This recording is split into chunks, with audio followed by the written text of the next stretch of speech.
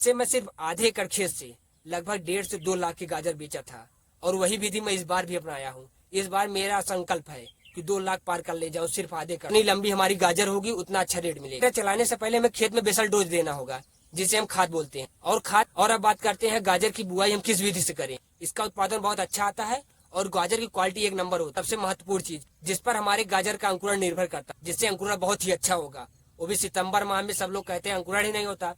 तो इन सब बातों का आप सब ध्यान दीजिए, अंकुरण को कोई नहीं रोक सकता। नमस्कार किसान भाइयों, मेरा नाम अनुभव और आप देख रहे हैं एग्रीकल्चर वीडियो।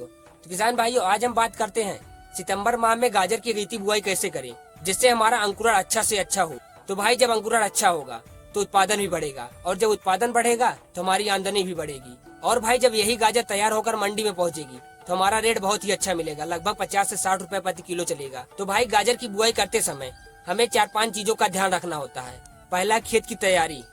दूसरा है खाद, जिसे हम बेसल डोज भी बोलते हैं। तीसरा है गाजर के बीज। चौथा, खरपतवार नियंत्रण।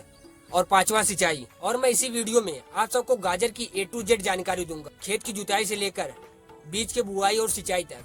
तो वीडियो को बिना स्किप किए बिना वीडियो को लास्ट तक देखिए ताकि कोई भी टॉपिक छूटने ना पाए। तो किसान भाइयों, आइए आज के इस वीडियो को शुरू करते हैं, जिसमें हमारा पहला टॉपिक होगा खेत की तैयारी। और खेत की तैयारी करते समय हमें 2 बार हैरो से जुताई करनी होगी, क्योंकि भाई बारिश का मौसम है, खेत में खरपतवार रहते हैं। अगर हम 2 बार हैरो से जुताई कर देंगे और उसके बाद 2-3 दिनों के लिए खेत को धूप में खुला छोड़ देना है, जिससे हमारे खरपतवार सूख जाएंगे। और 2-3 दिनों बाद हमें खेत की गहरी जुताई करनी होगी कल्टीवेटर से, क्योंकि भाई गाजर जड़ वाली फसल। और हम जितनी गहरी जुताई करेंगे उतना गहरा हमारा गाजर का जड़ जाएगा और उतनी लंबी हमारी गाजर होगी, उतना अच्छा रेट मिलेगा। और कल्टीवेटर जुताई करने के बाद हमें पाटा भी लगाना हो। उसके बाद फिर 2 बार कल्टीवेटर से जोतकर 2 बार फिर पाटा लगाइए। उसके बाद हमें रोटावेटर चलाना है, जिससे मिट्टी भुरभुरी हो जाए। लेकिन रोटावेटर चलाने से पहले हमें खेत में बेसल डोज देना होगा, जिसे हम खाद बोलते हैं। और खाद में प्रयोग करेंगे गोबर की सड़ी हुई खाद, डाई। और उसके बाद आप सब अपने हिसाब से माइक्रो न्यूट्रिएंट्स का भी प्रयोग कर सकते हैं, जैसे calcium, potassium, manganese, sulphur, urea. अपने हिसाब से आप सब देख लीजिएगा। और अब बात करते हैं गाजर की बुआई हम किस विधि से करें। तो हमें गाजर की बुआई मेड़ विधि से करनी है, क्योंकि भाई बरसात का मौसम है और पानी लगने का शंका ज्यादा रहता है। जब हम गाजर की मेड़ पर बुआई करते हैं तो हमारा पानी नहीं लगता है, क्योंकि नालियों से पानी बाहर निकल जाता है। तो हमें इस बात पर गौर करना है कि हमें गाजर की बुआई मेड़ पर ही करनी है, जिससे हमारा गाजर पानी के कारण गले ना। और मेड़ पर बुआई करने से हमारा एक फायदा और होगा कि हमारी गाजर की जड़ें और मोटी होंगी और लंबी होंगी। तो इस बात को हमें ध्यान देना है। तो अब हम बात करते हैं कि हम गाजर के किस किस्म का प्रयोग कर रहे हैं। तो ये रहा हमारा गाजर का बीज, अर्ली नाटिस टोटम। अर्ली का मतलब है अगैती किस्म। तो ये रही हमारी अगैती किस्म, जिसका मैं अपने खेत में प्रयोग कर रहा हूँ। और भाई, यही गाजर मैं पिछली बार भी बोया था। इसका उत्पादन बहुत अच्छा आता है और गाजर की क्वालिटी एक नंबर होती है। जैसा डिब्बे में दिख रहा है वैसा गाजर होगा, क्योंकि भाई जैसे इसका ऊपर का रहेगा, लास्ट वाली जड़ भी रहेगी, ऊपर से एकदम मोटी रहेगी। और कुछ गाजर ऐसे होते हैं कि ऊपर मोटा, नीचे आते आते पतला हो जाएगा। लेकिन इस गाजर की मेन खासियत यह है कि जैसे ऊपर रहेगा वैसे ही नीचे रहेगा। इससे इसकी क्वालिटी बढ़ जाती है और इसका उत्पादन भी बढ़ जाता है। तो अब हम बात करते हैं कि हमें गाजर को बोना कैसे है। तो हमें गाजर की बुआई मेड़ विधि से ही करनी है। पहले एक बार हम पूरे खेत में मेड़ बना लेंगे, उसके बाद हम बीज का छिड़काव करेंगे। लेकिन भाई, बीज इतना छोटा होता है कि हम सीधे बीज की बुआई करते हैं तो हमारा बीज कहीं ज्यादा हो जाता है, कहीं कम, जिससे कि उत्पादन घट जाता है। तो हमें बीज में एकदम भुरभुरी मिट्टी मिला लेनी है, जिससे हमारा बीज ज्यादा हो जाएगा।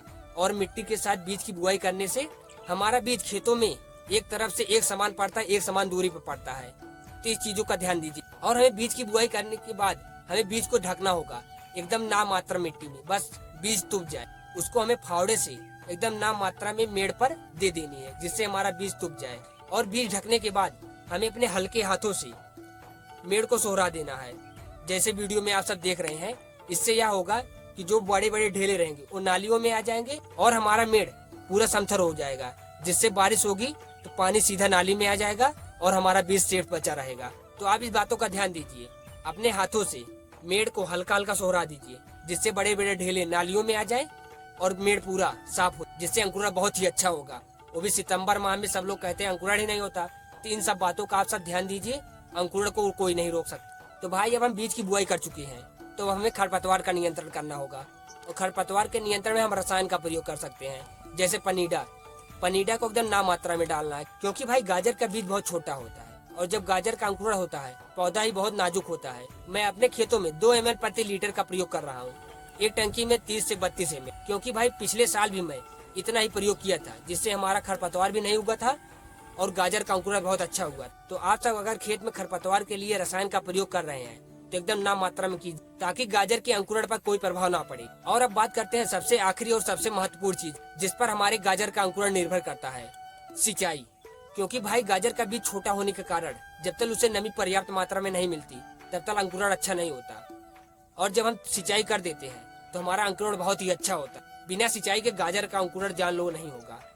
तो सिंचाई हमें गाजर की बुआई के तुरंत बाद ही करनी है। आप सब 1-2 दिन बाद भी कर सकते हैं, लेकिन जब भी आप सिंचाई करेंगे तभी आप समझिए कि हमने आज गाजर की क्योंकि भाई सिंचाई पर ही गाजर का अंकुरण निर्भर करता है। और भाई बुआई के तुरंत बाद सिंचाई करने से एक फायदा यह भी होता है, अगर भाई मान लो बारिश हो भी गई तो हमारी मेड़ बैठेगी नहीं, क्योंकि भाई हमने सिंचाई पहले से ही की है और पूरे मेड़ पर नमी पहले से हो गई है, जिससे कि मेड़ जितना बैठना रहेगा अपने हिसाब से बैठ जाएगा और अंकुरण अच्छा हो। तो किसान भाइयों, आप सब सिंचाई पर ज्यादा ध्यान दीजिए और सिंचाई हमें एकदम हल्की मात्रा में करनी है, जिससे बस पूरा मेड़ नमी ले ले, बस उतना सिंचाई करना। जैसे मैं सिंचाई कर रहा हूँ, आप सब वीडियो में देख सकते हैं, बस सिर्फ मेड़ पर पानी ना चढ़ने पाए, मेड़ के नीचे ही पानी रहे, जिससे सिर्फ नमी ले, गाजर के बीज तक पानी ना पहुँचने। और अगर पानी अधिक हो जाए तो निकास नाली से आप सब पानी बाहर निकाल दी। तो किसान भाइयों, ये रही गाजर की बुआई की A to Z जानकारी। आज की वीडियो आप सबको कैसी लगी कमेंट में जरूर बताइए। और अगर आप सब सितंबर माह में गाजर की बुआई करने जा रहे हैं तो हमारे वीडियो को ध्यान में रखते हुए बुआई कीजिए, क्योंकि भाई इसी विधि से मैंने भी गाजर की बुआई की है। पिछले साल भी मैं इसी विधि से गाजर की बुआई किया था, जिससे मैं सिर्फ आधे एकड़ खेत से लगभग 1.5 से 2 लाख के गाजर बेचा था। और वही विधि मैं इस बार भी अपनाया हूँ। इस बार मेरा संकल्प है कि 2 लाख पार कर ले जाऊँ सिर्फ आधे एकड़। और अगर गाजर की बुआई में कोई समस्या आती है तो आप सब कमेंट में बताइए, मैं आप सबके हर सवाल का जवाब दूंगा। और भाई गाजर की पूरी खेती देखने के लिए मेरे चैनल को सब्सक्राइब कर लीजिए, क्योंकि मैं गाजर के फसल की A to Z जानकारी इसी चैनल पर दूंगा वीडियो के माध्यम से। तो अगर आप सब चैनल को सब्सक्राइब करके बेल आइकन दबाएंगे तो आप सबके पास वीडियो का नोटिफिकेशन सबसे पहले पहुंचेगा, जिससे आप सबको वीडियो तुरंत ही मिल जाएगा। तो अगर आप सबको कोई समस्या आती है तो कमेंट में जरूर बताइए। तो मिलते हैं गाजर के अंकुरण के बाद एक नई वीडियो के साथ। जय जवान जय किसान।